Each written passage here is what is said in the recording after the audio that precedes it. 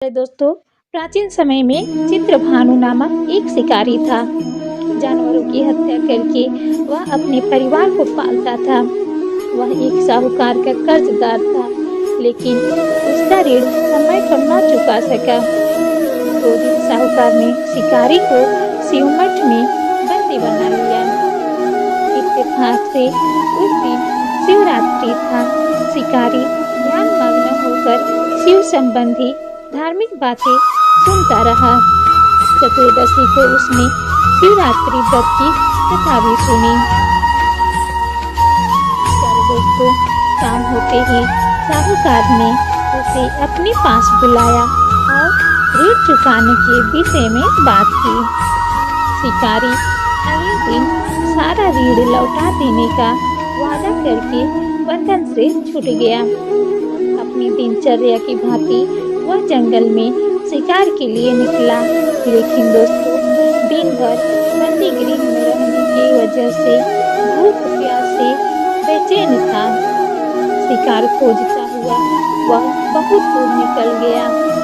प्यारे दोस्तों, ध्यान से सुनिएगा, बहुत ही प्यारी कथा है। दोस्तों, शिकार को ढूंढते हुए जब शिकारी बहुत दूर निकल जाता है और अंधेरा हो जाता है, तो वह विचार करता है कि रात जंगल में ही बितानी पड़ेगी। वह जंगल में एक तालाब के किनारे एक बेल के पेड़ पर चढ़कर रात बिताने का इंतजार करने लगा। बिल्व वृक्ष के नीचे शिवलिंग था, जो बिल्व पत्रों से ढका हुआ था। शिकारी को उसका पता न चला। पड़ाव बनाते समय उसने जो टहनियां तोड़ी हुई संयोग से शिवलिंग पर गिरती चली गई।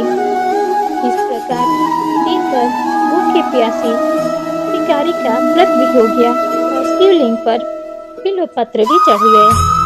एक पहर रात्रि बीत जाने पर एक गाय हिरणी तालाब पर पानी पीने पहुंची।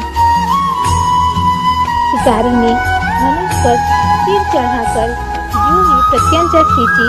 हिरणी बोली, मैं गधेड़ी हूँ, शीघ्र ही प्रसव करूंगी।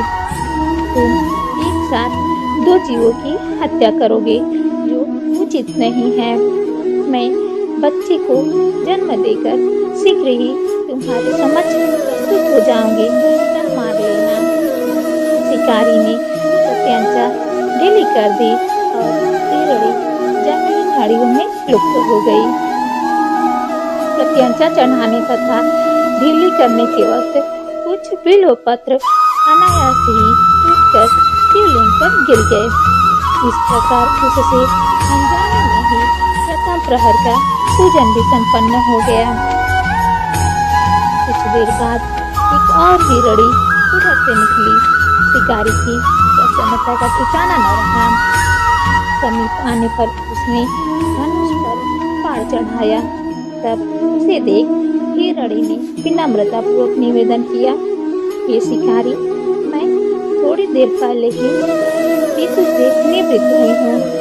समातु अपने प्रिय की खोज में भटक रही हूँ। मैं अपने पति से मिलकर शीघ्र ही तुम्हारे पास आ जाऊंगी। शिकारी ने उसे भी जाने दिया। 2 बार शिकार को खोकर उसका माथा ठनका। वह चिंता में पड़ गया। रात्रि का आखिरी पहर बीत रहा था। इस बार भी धनुष से लगकर कुछ बेलपत्र शिवलिंग पर जा गिरे तथा दूसरे पहर की पूजन भी संपन्न हो गई। तभी एक अन्य हिरणी अपने बच्चों के साथ उधर से निकली। शिकारी के लिए वह सुनहरा अवसर था। उसने धनुष पर तीर चढ़ाने में देर न लगाई। वह तीर छोड़ने ही वाला था कि हिरणी बोली, हे शिकारी, मैं इन बच्चों को उनके पिता के हवाले करके लौट आऊंगी। इस समय मुझे मत मारो। शिकारी हंसा और बोला, सामने आए शिकार को छोड़ दूं? मैं इतना मूर्ख नहीं। इससे पहले मैं 2 बार अपना शिकार खो चुका हूँ। मेरे बच्चे भूख प्यास से व्याकुल हो रहे होंगे। उत्तर में हिरणी ने फिर कहा, जैसे तुम्हें अपने बच्चों की ममता सता रही है, ठीक वैसे ही मुझे भी। ये शिकारी, मेरा विश्वास करो, मैं इन्हें इनके पिता के पास छोड़कर तुरंत लौटने की प्रतिज्ञा करती हूँ। हिरनी का दुख भरा स्वर सुनकर शिकारी को उस पर दया आ गई। उसने हिरनी को भी जाने दिया। शिकार के अभाव में तथा भूख प्यास से व्याकुल शिकारी अनजाने में ही बेल वृक्ष पर बैठा बेल पत्र तोड़ कर नीचे फेंकता जा रहा था।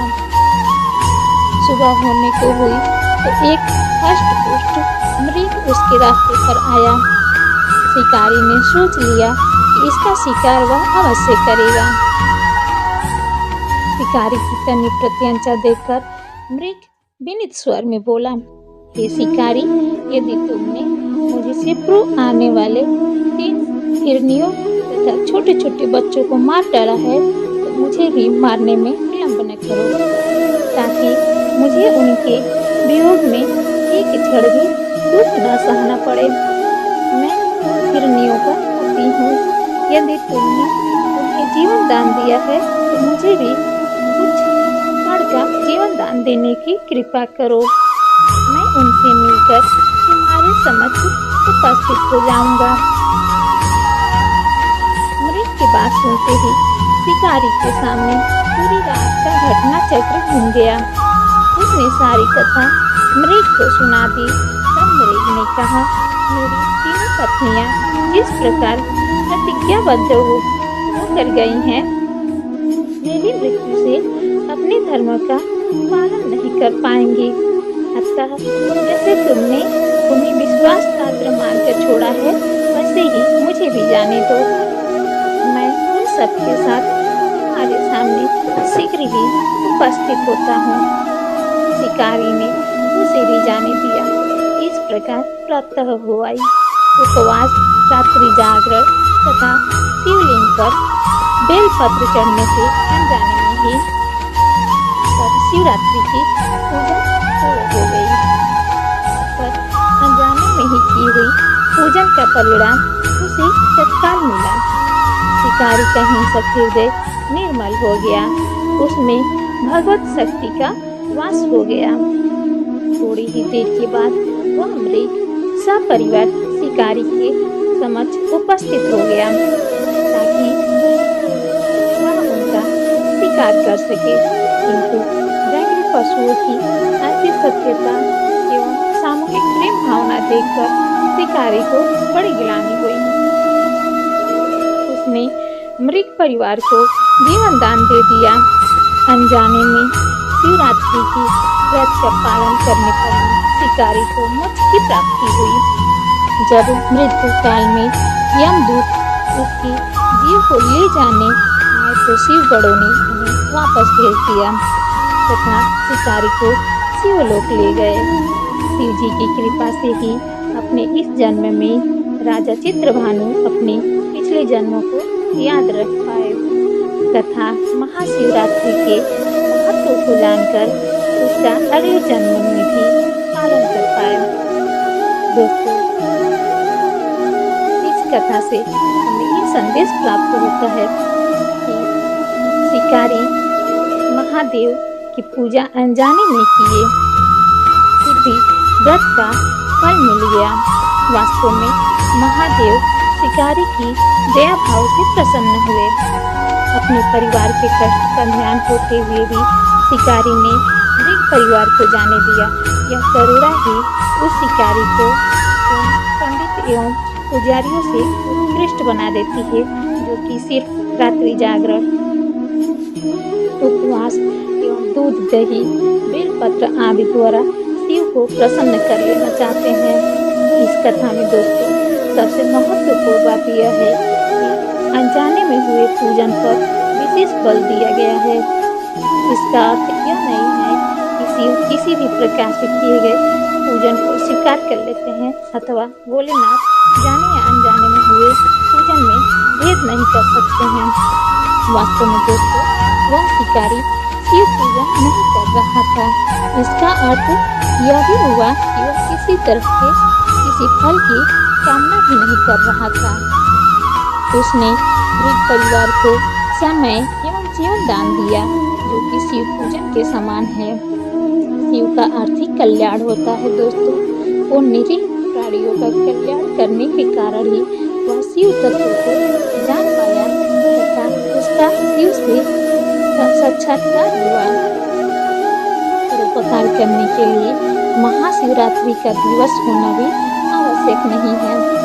पुराणों में 4 प्रकार के शिवरात्रि पूजन का वर्णन है। मासिक शिवरात्रि, प्रथम आदि शिवरात्रि तथा महाशिवरात्रि। पुराण वर्णित अंतिम शिवरात्रि है नित्य शिवरात्रि।